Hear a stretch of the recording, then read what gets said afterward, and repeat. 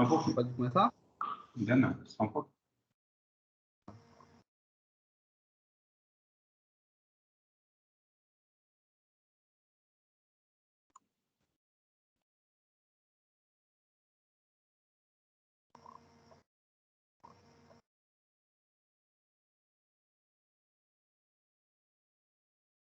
Pode começar.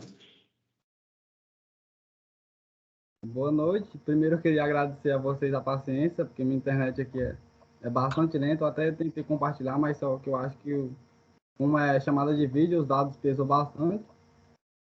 Então, vamos lá. Vou começar. Apresentação do estágio. Isaac Rodrigues Neves, técnico pecuário.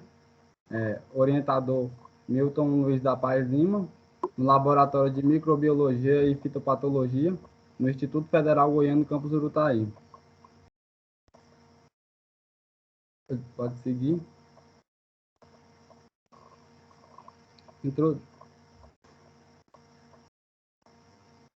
Introdução. Atividades laboratoriais com micro-organismos.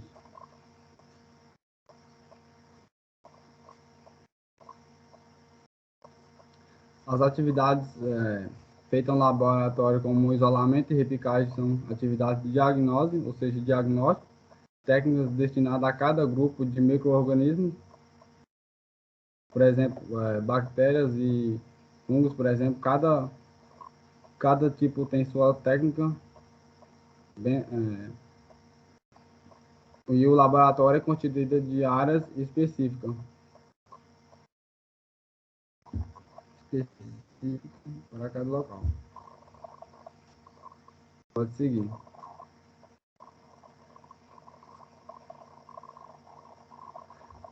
Aqui eu coloquei o conceito, né, por cima de microbiologia e fitopatologia, né, que microbiologia estuda a forma microscópica dos micro-organismos, né, e fitopatologia estuda desde o diagnóstico até o controle de doenças. E um avanço e uma coisa que tem em comum nas duas é o mundo microscópico. E com o avanço do microscópio óptico, teve um grande avanço para a microbiologia e para a fitopatologia.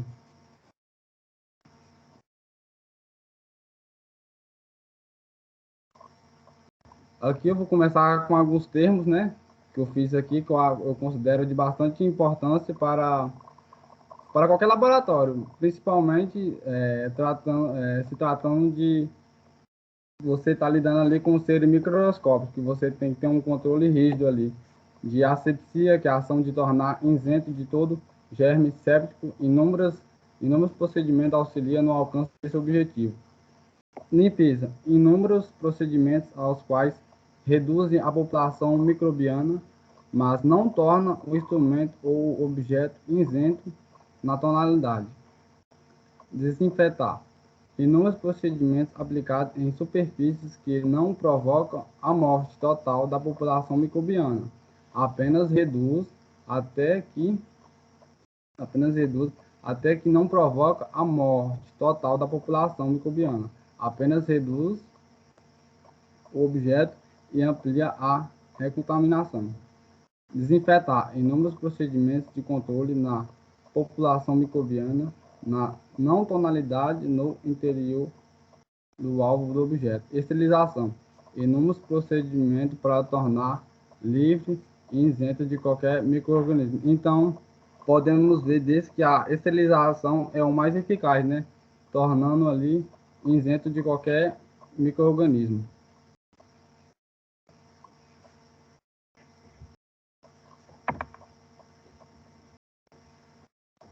Aqui eu vou falar um pouco também do preparo dos meios de cultura, né? São receitas especiais de artificiais para o cultivo e multiplicação e propágio de micro-organismos. Por exemplo, o meio de cultura ele é como se fosse a base ali para aquele micro-organismo estar crescendo, ele está se nutrindo ali, é a base para ele estar crescendo e se nutrindo, e posteriormente você está fazendo uma replicagem dele, do micro-organismo, né? Isolamento, retirada do propago da fonte ou substrato de origem para uma condição artificial meio de cultivo. Ou seja, eu pego a planta contaminada lá do campo e vou isolar ela no meio de cultura mais adequado. Os mais utilizados é o BDA, batata, agar e dextrose e agar, que é a e vou falar também um pouco das várias formas de guardar os propagos puros ou acênicos de cepas ou partes de micro-organismos.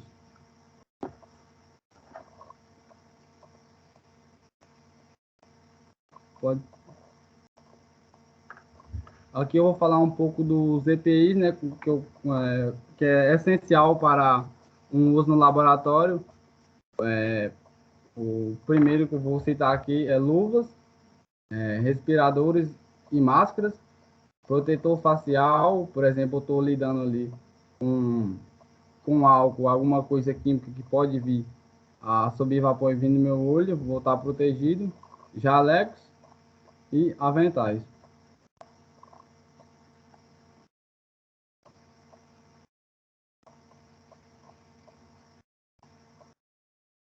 E agora eu vou falar um pouco dos equipamentos de proteção coletiva, né, que são os EPCs, a câmara de fluxo laminar, que ela é um ambiente ideal para estar tratando ali com o micro-organismo, porque dentro da câmara de fluxo o ar circula e dentro dela tem um fio que ela vai circulando ali, tendo uma maior pureza no ar, livrando assim da contaminação de uma replicagem, uma propagação ali de um fungo indesejado. Outro também que tem em laboratório é essencial, o lavador de olho, né? Chuveirinho, porque pode ter alguma, dependendo do químico que eu estiver lidando ali, é perigoso. Extintores, que é o que é mais essencial, né? Que o perigo de fogo e capelas de exaustão. A capela de exaustão é utilizada para, se eu estiver mexendo com químico, o, como, como o ar não circula muito, ela vai canalizar o ar diretamente para a chaminé. E tem recipientes para os rejeitos, os recipientes especificamente para cada tipo. Pode passar.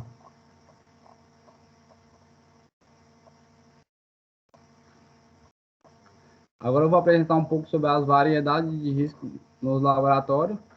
A presença de substâncias letais, tóxicas, corrosivas, irritantes, inflamáveis. Intoxicação por queimaduras, incêndios e explosões, que é muito perigoso, né?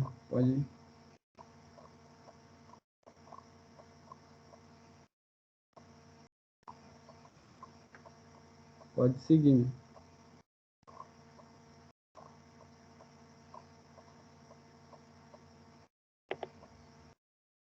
E sempre lembrar que vai estar lidando ali com equipamentos que pode chegar a alta temperatura, né?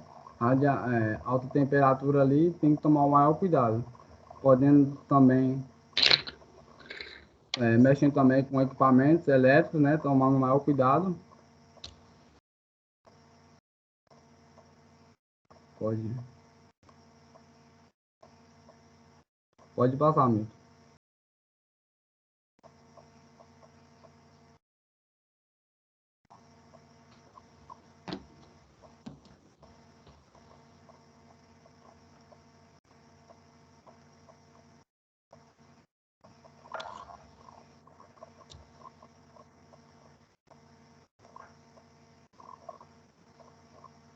Pode passar, amigo.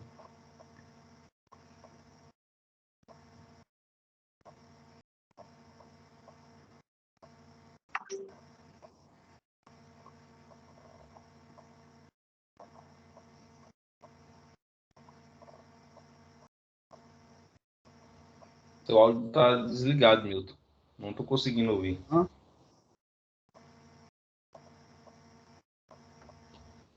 O áudio do Milton tá desligado?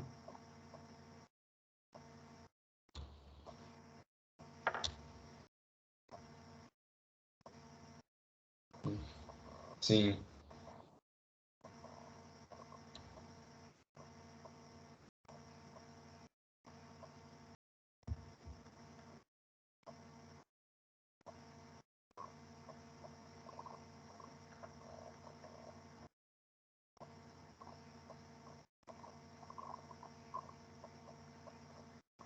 Tá me ouvindo?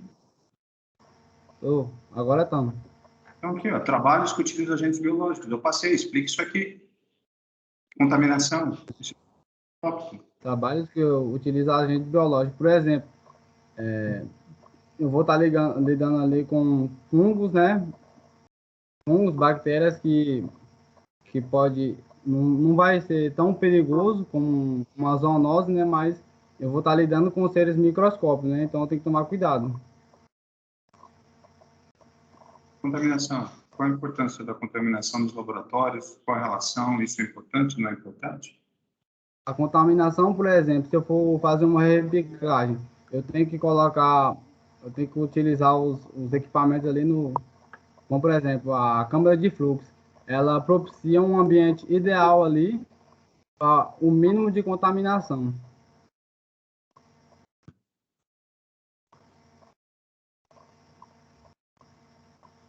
E agora eu vou falar um pouco das regras gerais, né? Que o local de trabalho deve estar sempre limpo, bem organizado ali, propiciando uma melhor, propiciando um melhor desenvolvimento do trabalho, né?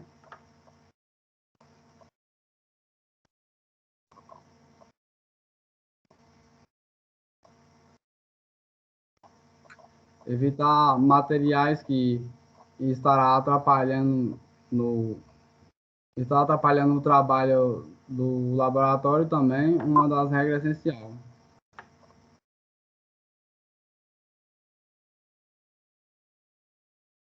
Procure sempre que não trabalhar sozinho no mesmo laboratório é uma regra essencial, porque eu vou estar lidando ali com materiais perigosos. Se eu tiver sozinho, corre risco, né? Sempre tendo o auxílio de uma pessoa com maior, com maior conhecimento ali.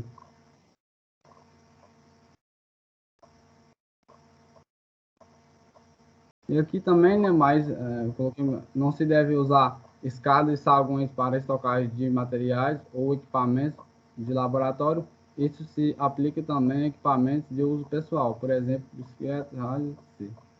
As áreas de circulação e de passagem do laboratório devem ser mantidas limpas para, para propiciar ali um maior desenvolvimento, né, das atividades. E o acesso aos equipamentos ali deve estar, os equipamentos devem estar bem organizados para saber o local, os equipamentos devem estar bem organizados para ter ciência ali do local, tipo, se o equipamento, sempre que usar o equipamento, deixar no mesmo local para o trabalho andar mais rápido.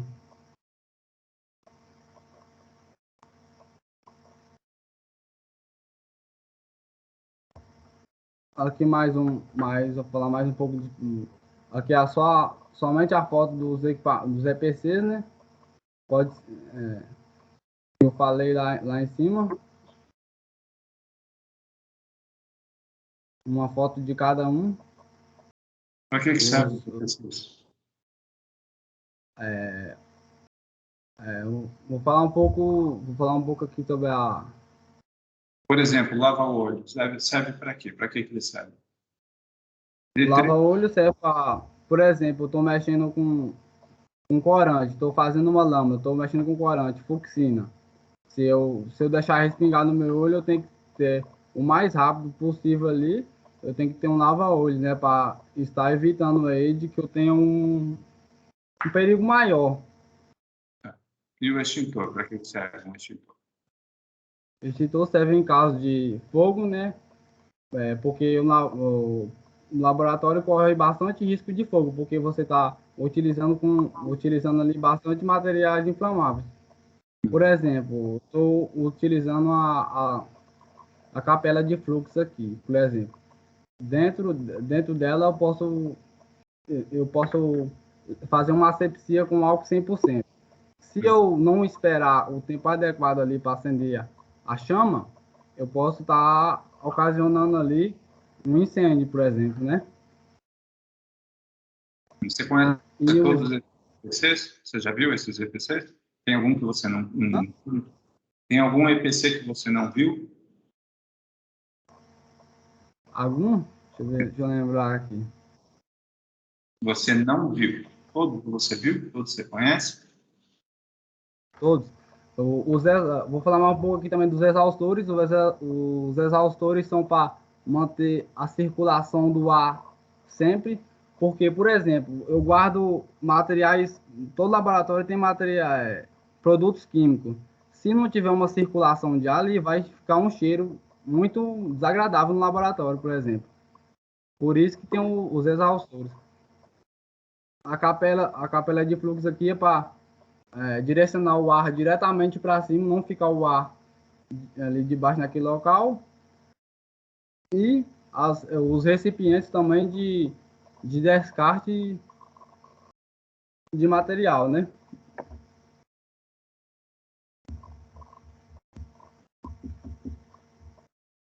Aqui é mais uma fotinha deles.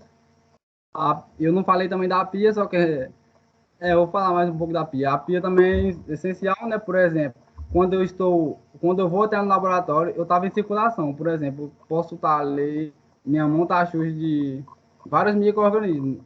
Ao entrar no laboratório, é essencial lavar a mão com água e sabão e fazer a asepsia também com álcool gel. Se possível, for com álcool gel também.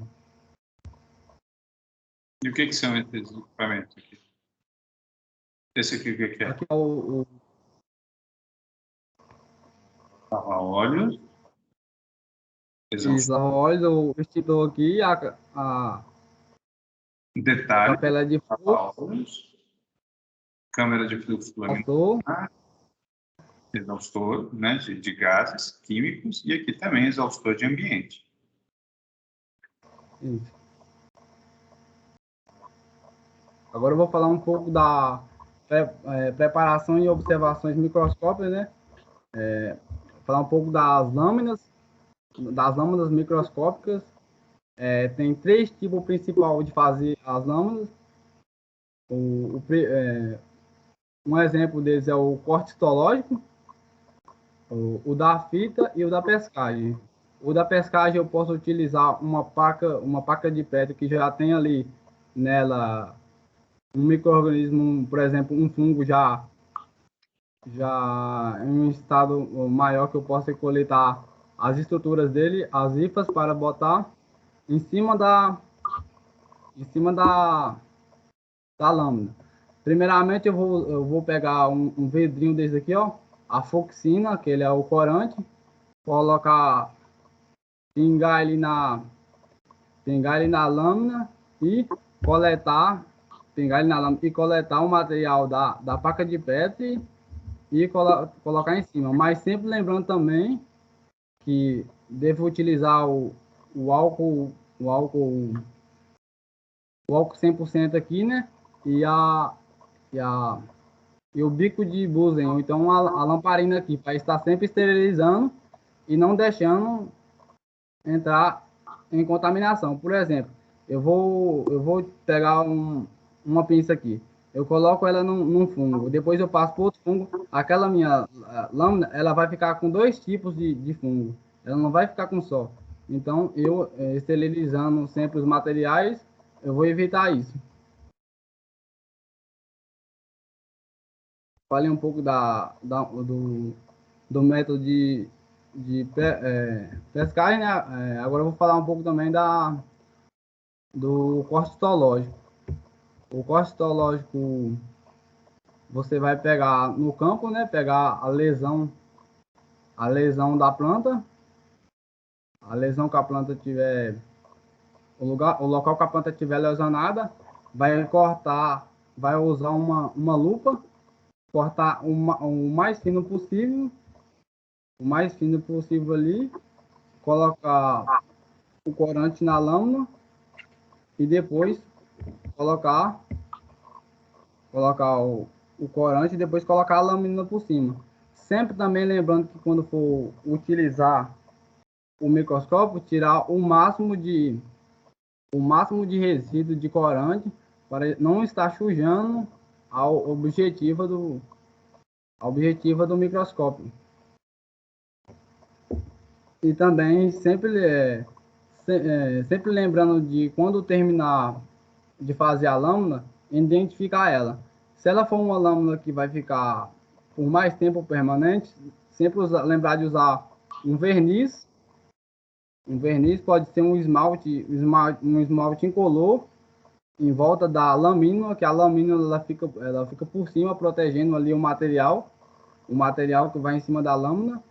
Ela vai utilizar como uma vedação ali, para manter mais tempo aquele corante dentro da lâmina.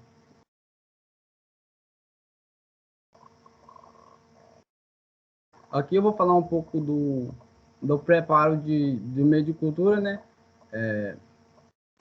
No laboratório utilizamos mais comumente 2 meios de cultura, né? Que é o BDA, que é batata, dextrose e agar, e o AA, que é o água. Primeiramente, tem uma receita para a formulação deles. Primeiramente faz a formulação dele e colocado numa câmara fria, até ter ele para colocar nas placas de Petri. Agora eu vou falar um pouco do momento que for verter ele. Antes de verter o meio nas placas de Petri, é sempre bom lembrar de fazer a asepsia total da câmara de fluxo, lembrando também de sempre acender a tochinha aqui, que é o bico de Bunsen, para estar aquecendo ali o ambiente ali e tornando o ar mais purificado ali. Também tomando cuidado, depois que tornar o meio líquido, porque ele vai estar quente, você vai utilizar o micro-ondas ou então um banho-maria, outra forma de tornar ele líquido, só que ele vai ficar muito quente. A pessoa com o auxílio de uma luva vai colocar ele nas placas de Petri, tomando cuidado para não colocar ele muito quente, porque se colocar ele muito quente, vai gerar ali um vapor na tampa das placas de Petri e vai estar ficando ruim ali, podendo ter uma perca prematura daquele meio vertido ali naquelas placas. E sempre lembrando, depois que verter o meio, fazendo a identificação, porque eles são muito parecidos, pode estar confundindo ali, porque para cada grupo de micro-organismos tem o seu meio de cultura.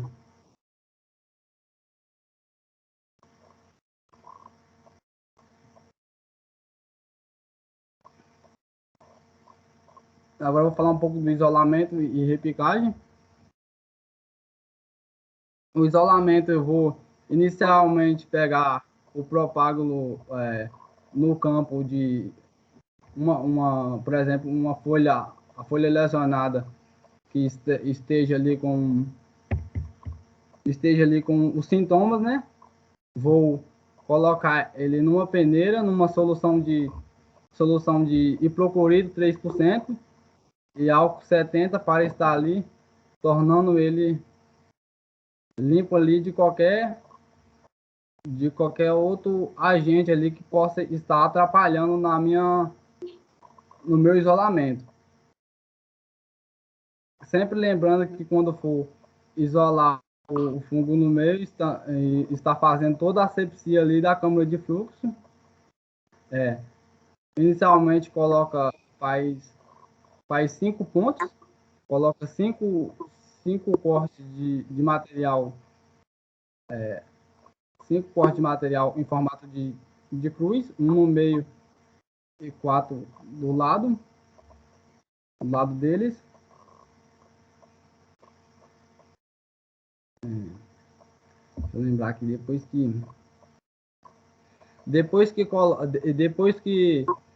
de feito o isolamento nele, é vedada a placa com o filme, um plástico bem fino ali para ela estar não está tendo contato com o ar de fora. Depois a placa repicada, ela é colocada em uma câmara fria. Ela coloca uma câmara fria e fazendo ali a identificação. Que eu não posso colocar ali no meio, né, um fungo para aquecer sem a identificação, para tornar o processo mais rápido, né?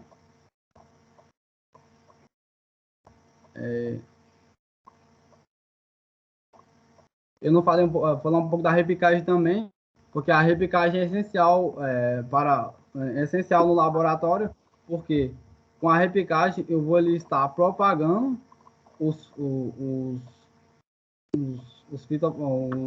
fitopatógenos, os agentes ali que eu estou, por exemplo, as culturas de fungo desejada, tornando eles o mais puro possível e também dando continuidade a cada cultura dos patógenos.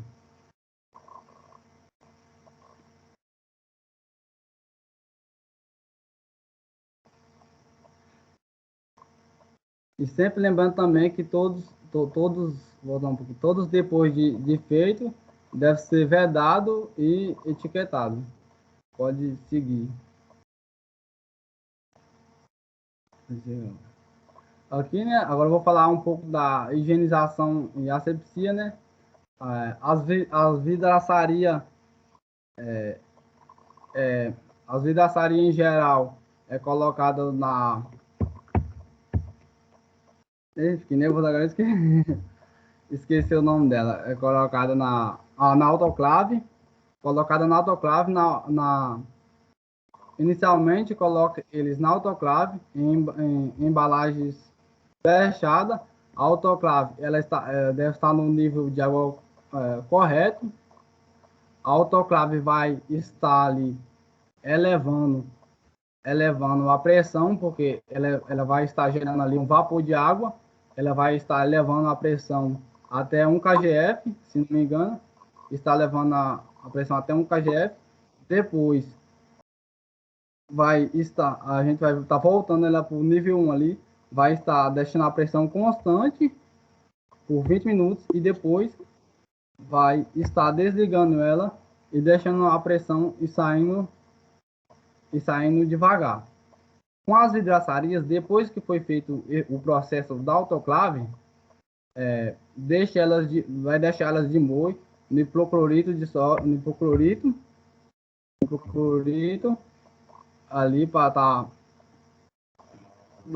E por que não pode descartar o lixo das placas de Petri? Não pode descartar eles porque eles ali eles estão vivos ainda. Não pode descartar porque eu vou estar colocando uma cultura ali de fungo no ar livre. Elas não podem ir para qualquer lugar. Elas têm que ser essas culturas de micro-organismos, elas têm que ser eliminadas. E a alta pressão da autoclave, alta pressão e a temperatura faz com que ela fique esterilizada. Aí voltando, depois disso, coloca na solução de hipoclorito,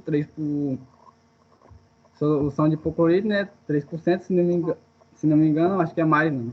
É mais, coloca na solução de hipoclorito por 24 horas ali de molho, depois lava elas com sabão neutro e depois Depois desse processo, principalmente as placas PET, elas são embaladas e colocadas na estufa e deixadas num período de tempo com uma alta temperatura ali, que isso vai estar validando e deixando ela vai estar garantindo que ela fica totalmente esterilizada com esse processo, as vidraçarias.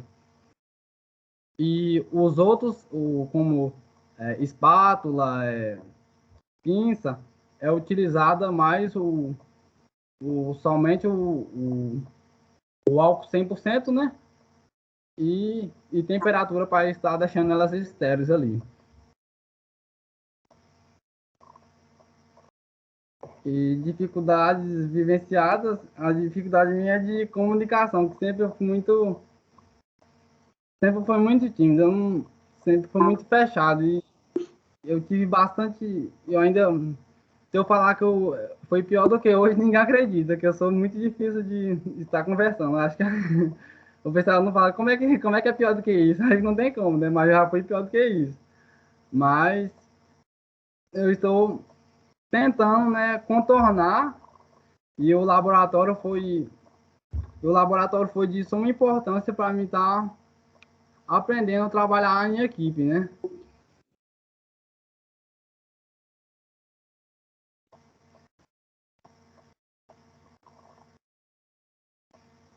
Aí pode continuar, Victor.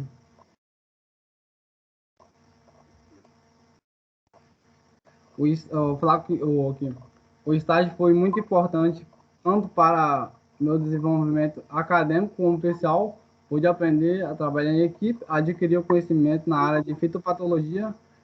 E a fitopatologia, eu considero ela uma das áreas mais importantes das ciências agronômicas.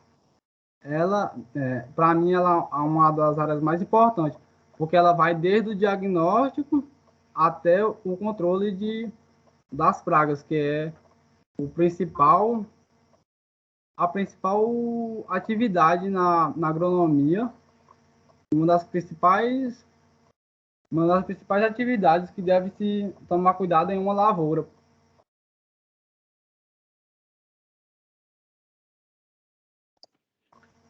E o segundo item? Pode E o segundo item?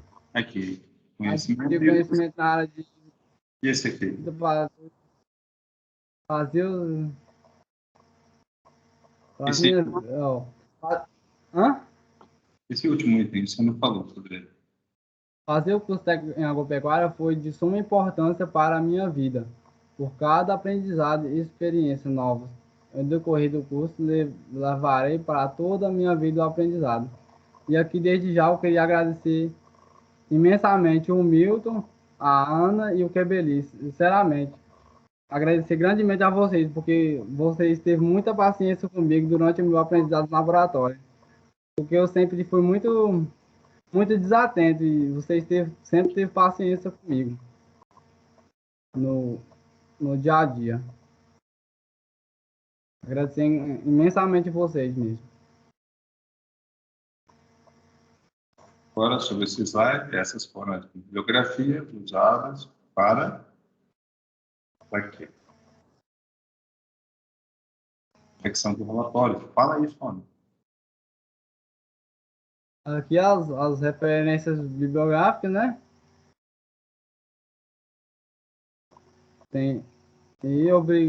Obrigado a todos. Enfim, eu queria agradecer grandemente mesmo ao Milton e a todos vocês do laboratório, os outros meninos também, né? Todos vocês. Fala um pouco sobre a Paula também, né? A Paula, ela tem aqui um papel... Ela também. Isso que eu ia falar. A Paula que desde o começo, eu era muito acanhado, né, no curso técnico. Aí a Paula, nas horas vagas, né, a Paula falava, vamos ali, Isaac, vamos ali no laboratório mais eu. Aí eu ficava quieto, né, não queria ir, eu achava estranho ir lá no laboratório.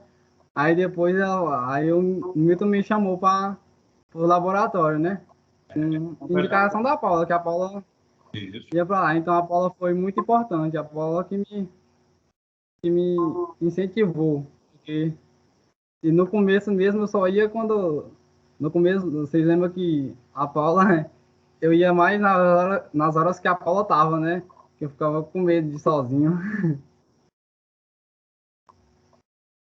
É isso aí. Então, obrigado por, entre trancos e barrancos. A apresentação, vamos para a segunda parte, então, da defesa do relatório, as arguições da Ana e do Clebeli. Fiquem à vontade. Podem começar as arguições, tá? Quer começar, Ana? Primeiras Ana. Pode sim. Bom, boa noite. Isaac, parabéns pela sua apresentação. Obrigado. Eu vou começar pela parte escrita. Só alguns itens aqui que eu dei uma olhada. E aí depois eu falo um pouco sobre a sua apresentação.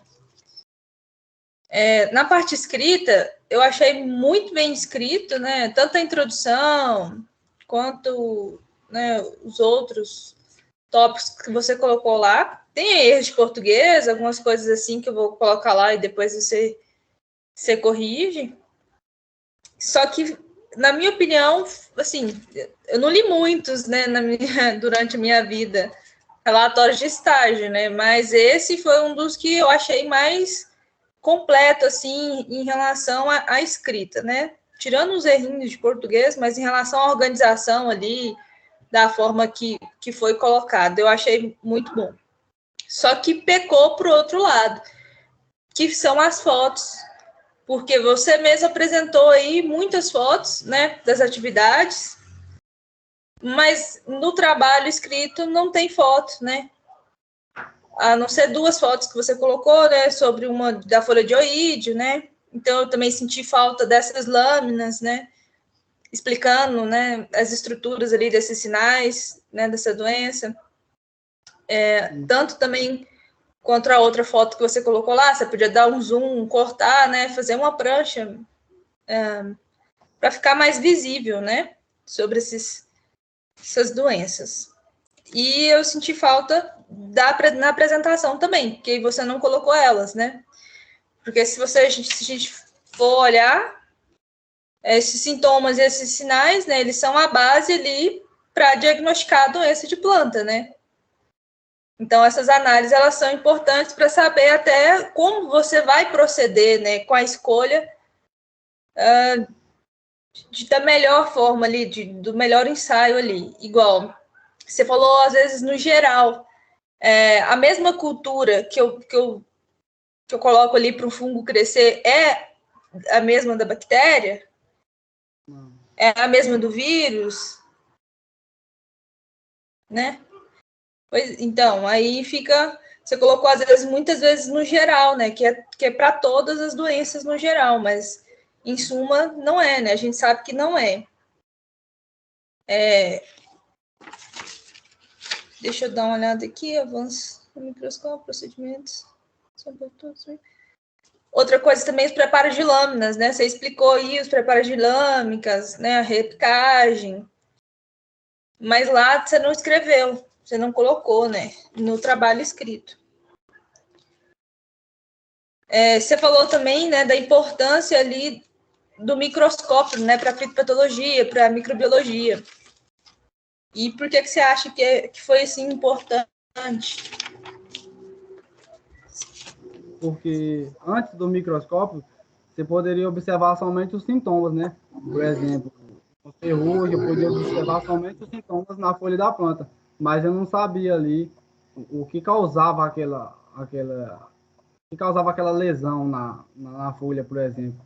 Aí o microscópio, com isso, avançou bastante na fitopatologia. Tinha muitas teorias, né, em cima disso, né? No geral, com esse uso da microscopia, a gente conseguiu enxergar, né, esses seres que eram invisíveis ao olho nu, né? E aí tomar conhecimento desse mundo que a gente não conhecia, né? Então, depois é bom você dar uma olhada, né? Se você gosta dessa área, né? Estudar mesmo, assim, em relação ao porquê, se perguntar mais o porquê que se faz dessa forma, né? A teoria da biogênese também, que ela foi quebrada, né, devido à descoberta desse microscópio, né, da microscopia. Então, assim, se perguntar, eu acho que você ficou nervoso também, mas eu acho que você sabe muita coisa ali que você poderia estar mais argumentando sem precisar, às vezes, de ler o slide. E procurar mesmo, ter essa curiosidade, porque aprender nunca é demais, né? Procurar saber melhor, né, sobre os fungos e tal, sobre a microbiologia no geral. Bom, eu ia falar um pouco sobre os fungos, né, mas aí você não chegou a entrar tanto, assim, você colocou só lá no trabalho, né, na parte da apresentação aqui, você não colocou. A caracterização, né, que você disse que teve dificuldade, por que você acha que você teve dificuldade, né, de entender essa junção, de saber as doenças lá nas dificuldades sua? O que você me fala sobre isso? O que você sentiu de dificuldade técnica, né? Porque eu considero muito, tem hora que se não ter bastante cuidado no diagnóstico, é muito, tipo assim, tem doenças e sintomas que é muito parecido. Até mesmo a forma, as hifas, a forma é muito... para quem já está habituado, não, é diferente, mas para quem não está habituado, é muito parecido ali. É quase, para um leigo igual a mim, é quase a mesma, é quase a mesma coisa. Dois formatos de uma estrutura de um fungo, por exemplo. Sim. Você falou um ponto interessante. Eu estava até vendo hoje sobre isso, sobre diagnóstico de doenças. Só que aí você falou assim que para quem já conhece, às vezes é mais fácil. Só que às vezes também não é tão simples assim. Eu acredito que muita gente acha que é simples, né? Que é só olhar lá e pronto. Mas quando a gente observa mais a fundo, pode ser o que... É claro, né? Tem sintomas ali na literatura que vão ser realmente nítidos, né? Às vezes como oide, como a ferrugem, mas tem outras doenças, né? Que não são tão fáceis assim de identificar. Hoje mesmo eu estava vendo uma fitopatologista falando sobre uma doença que era ceratocites fimbriatas em manga, só que ela deu em figo. E aí eles estavam tentando identificar na parte aérea, né? O produtor estava morrendo, o figo ali, e aí ele mandou para análise e não deu nada. E aí eles foram lá, viu na raiz, né? E encontraram. E aí encontraram também meloidógeno na raiz, mas o que estava causando ali a seca ali desses figos era essa doença, né, que é comum em manga. Então é tão importante esse diagnóstico, né, de doenças. Então eu acredito assim que seja importante esse estudo e que aprimore mais, estude mais, às vezes procure mais, se você gosta dessa área, né? E no mais era isso mesmo. Eu vou colocar lá alguns correções, né, que eu fiz, e eu vou te mandar por e-mail. E no mais, parabéns pela sua apresentação. E o que te dá segurança é você buscar cada vez mais, estudar cada vez mais. Eu também não sou muito de sociabilizar e tal, mas quando a gente estuda mais, a gente tem mais confiança e a gente consegue, né, falar melhor. Então, parabéns, Isaac. Que bom que ver, né, que você está nesse caminho formando já, né? Muito bom. E agradeço também por ter me chamado para participar da banca, né? E é isso. Obrigada. Obrigado, eu que agradeço.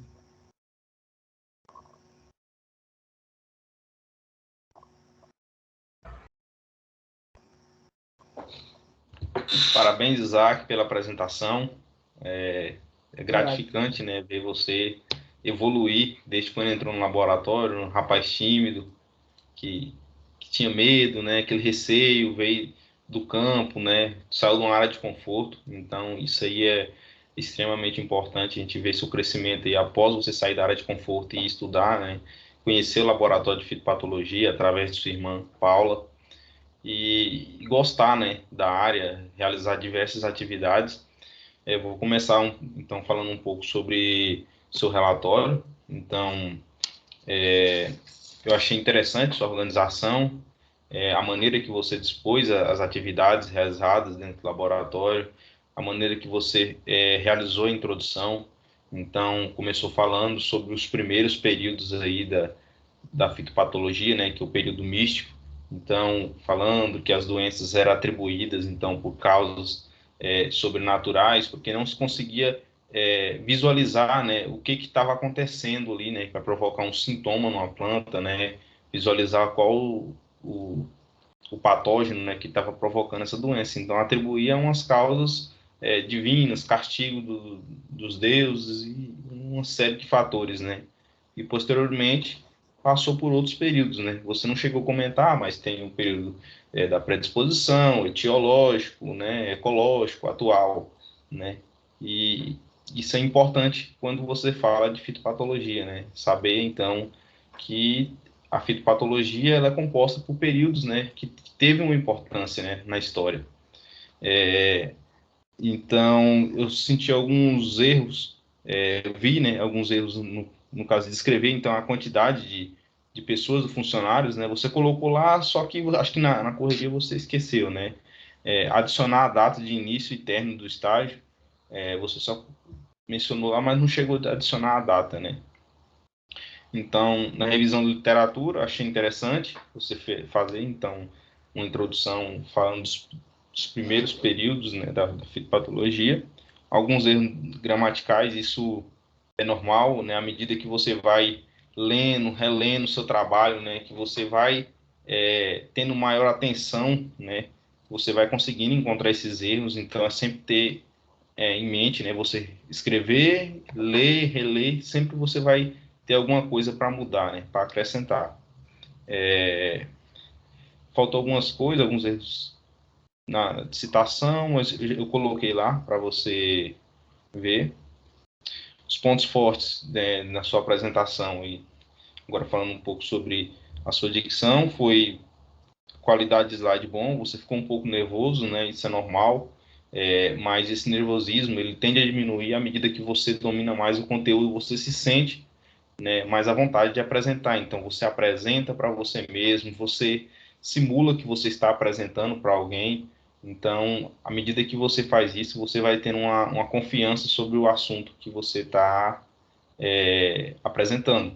Então, você realmente estagiou, você participou muito de diversas etapas no laboratório, não só, né, nessa parte de preparo de lâminas e de meios, mas diversos outros projetos, né, que sempre foi realizado paralelamente. O Milton sempre fez questão de você participar, né, o máximo que pôde.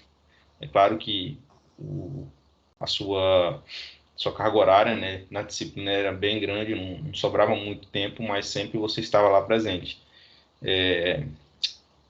A sua organização dos slides achei interessante, né, a forma que você dispôs os conteúdos. Então, se você tivesse apresentado mais para você, dedicado um pouco mais assim na parte de ler, reler, né, é corrido, né, também eu sei que tem esse fator também, que a correria acaba que influencia, né, na gente se preparar melhor. Então, a qualidade das fotos eu achei interessante. Senti a falta, né, dessas fotos lá no relatório. Então, colocar o autor da foto, né, é importante. Então, foi você que tirou, então, o autor da foto, o Isaac. Então, é muito importante. Então, o nervosismo ele acaba um pouco atrapalhando a correria, mas é sempre bom você ter atenção sobre o que você está fazendo. Dentre os meios, né, que você falou lá, sempre o do agar-agar, o meio BDA, né, só que tem um outro meio, né, que eu acredito que você É o teve NA. bastante contato, o NA. O NA, Então, a sim, bactéria. que é bastante utilizado para bactérias, isso aí. Então, é um meio que universal, né, só que para bactéria, né? Assim como o BDA é para fungo, o NA é para bactéria, né? Boa parte das bactérias consegue crescer, né, neste meio. Outros meios também, né, o V8, é bastante utilizado dependendo da época, né, para crescer ou micetos. Então, existe algum grupo de fungos que eles não crescem, né, em BDA, tão bem em BDA, né, então utiliza um V8. Então, os materiais, né, para a repicagem, isolamento, você falou repicagem, isolamento e tal, mas quais os materiais? Uma pinça, um bisturi, né, para bactéria, né, que seria uma alça de platina, né, um alça de Drygalski, né, para você. Então, é extremamente importante você citar, né, esses materiais que são utilizados rotineiramente no laboratório de fitopatologia, né. E era isso. Eu estou satisfeito pela apresentação sua dedicação, né, e ver que você se dedicou bastante e cresceu, né, ao sair da área de conforto. Depois vamos tirar uma foto, né, registrar esse momento importante aí na sua vida. Eu acho que é bastante interessante. Parabéns aí, Isaac, mais uma vez pela apresentação. E parabéns ao Milton, Obrigado. agradeço também pelo empenho Eu deles, né, agradeço. em fazer parte aí desse momento. Obrigado, Ana e Clebeli. Desculpe todo esse problema do tempo que eu me atrasei. Eu fui inventar de trocar meu celular e aí a transferência, o Bluetooth, ela demorou de um jeito que só saiu, foi exatamente às 8 horas, eu saí de lá, vim correndo, passei um monte de buraco lá de Pires do Rio para cá, para Uritaí, para poder chegar a tempo para resolver essas questões. Me perdoem por isso, sinceramente, eu não queria deixá-lo ficar esperando. Mas é uma questão, né? Então, é interessante quando alguém faz um estágio, né? Isaac, é importante que você entenda que quando a gente está tratando de organismos parasitários, a gente não pode tratar como eu estou pegando um contaminante de uma planta doente. Não existe isso. Você tem um agente infectante. Quando eu falo de doença, o micro-organismo infecta. Quando eu falo de um micro-organismo qualquer, micro-organismo que está presente numa superfície de folha, decompondo qualquer material orgânico, aí sim a gente fala o termo contaminante, que eu vi você falar. Isso é uma coisa que todo mundo utiliza, tá? Eu queria que você não errasse isso. Então, né, você trabalha no laboratório de fitopatologia e você trabalha com um organismo parasitário, que parasita a planta, então ele infecta e não contamina. Se você vê um pão apodrecendo, se você vê um queijo estragando, isso é um agente contaminante, porque ele estava no ar e ele está degradando, ele está passando, ele tem suas enzimas, todos os seus complexos de metabólitos para quebrar aqueles compostos que tem no queijo, que tem no pão e transformar isso em alimento para o fungo. Um cogumelo, né? Ele vai estar no tecido morto, então ele tem um outro tipo de interação. Então, alguns eles matam o tecido vivo, transformam uma célula morta e aí tem a sua nutrição, e alguns mantêm a célula viva para poder parasitar, como no caso dos parasitas obrigatórios. Mas o termo correto, quando a gente está falando dessa área, a gente está falando de um organismo, não é um agente contaminante, é um agente que está infectante, né? Que está infectando o tecido. Quando eu falo de uma doença de planta. Existem algumas coisas que você tinha nos slides que você colocava de um jeito e falava de outro, né? Por exemplo, a não totalidade, que você falava sempre umas 2 ou 3 vezes, a não tonalidade. Então, é uma coisa meio que... Pode ser que a questão seja o que o Clemente falou, que a Ana falou do nervosismo, mas está escrito ali, olha para o que está ali, concentra no que está ali e verifica e tenta discutir aquilo ali. Eu tentei, depois de um certo tempo, criar um elo de ligação com você para tentar ajudar na tua apresentação, tentando colocar algumas coisas que você estava falando, anotando com a caneta, tentando escrever palavras, tudo que você estava falando para melhorar a sua apresentação. Então, às vezes, eu, que estava escrevendo, eu dependia do que você falava, algumas coisas eu me lembrava, adicionava, para tentar fazer um feedback e te ajudar no momento da apresentação. Mas isso nem sempre vai acontecer. A apresentação é solitária, é única, é sozinha, é exclusiva para você. Nem sempre você vai ter o orientador te dando esse feedback. Então, repetição, estudo, não repetir os mesmos erros, de deixar, por exemplo, o relatório, né, em cima da hora, numa situação como essa, né? Se você tiver problema, amanhã o professor pode interferir, né, com relação aproveitar que o professor ainda é coordenador, dar uma carteirada, né, ainda pelo fato de ser coordenador do curso. Mas aí explicar o que aconteceu com relação à sua matrícula, enfim. Amanhã a gente vai entregar esses documentos, né, e aí a gente vai ver como é que a gente vai fazer para poder incluir. As imagens, as fotografias, a Ana e o Clebeli, eles são minhas crias. Então, quando eu vejo eles falando e organizando em cima dessas fotos, então eu sinto que é uma influência minha de como eu sou chato com relação às imagens, com relação ao que eu estou falando, e é um relatório. Então, o que eu estou falando, eu representar através de uma imagem. A qualidade que deve ter essa imagem, a questão da foto, né, como uma máquina, o cuidado que deve ter, o arranjo e a apresentação dentro do texto científico, e todas essas questões que a gente vê. Bom? Pode falar. Uma foto linda que você tirou no laboratório aqui do lado de microbiologia. Você tirou uma foto, você desenhou a representação de vários fungos ali, e tirou a foto da estrutura de vários, desenhou a estrutura de vários fungos e tirou a foto. Eu tinha ela aqui, aí eu esqueci de colocar. Era para ter colocado ela. Mas, enfim, que nessa nova empreitada que você está começando e que a Ana e o Clebeli já passaram por 5 anos, na verdade a Ana está muito mais além, né? O Clebeli está quase acabando, mas a Ana já fechou um ciclo, já é uma mestra, né? Que você consiga né, ter uma percepção, uma mudança de comportamento com relação a um nível de profissionalização maior, uma exigência de profissionalização maior as atividades, os trabalhos, os relatórios, as pessoas com que você se envolver para fazer trabalhos científicos.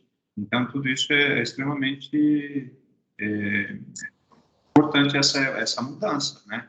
Fazer a mesma coisa dentro da empresa e essa mesma coisa em que eu, como orientador, estou te apontando que não é um caminho certo, não é um caminho profissional, a gente passa a mão na cabeça porque você é jovem, você está no curso técnico, a gente dá os certos descontos, mas quando chega no curso superior, você vai ver, né, os puxões de orelha que eu dei na Ana, os puxões de orelha que eu dei no Clebeli, eles serviram para que eles pudessem crescer e chegar, de repente, no mestrado, né, como eles estão agora, tá? Vou tirar uma fotinha aqui primeiro, deixa eu ver se eu consigo.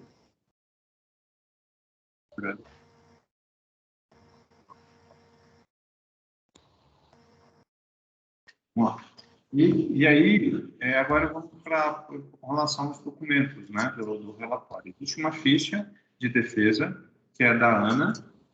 Eu mandei para a Ana, se a Ana estiver de acordo, se tiver alguma alteração, você me encaminha de novo, Ana. A do Clebeli, eu acabei de adicionar a assinatura, Clebeli, eu achei aqui a tua ficha. Eu vou Perfeito.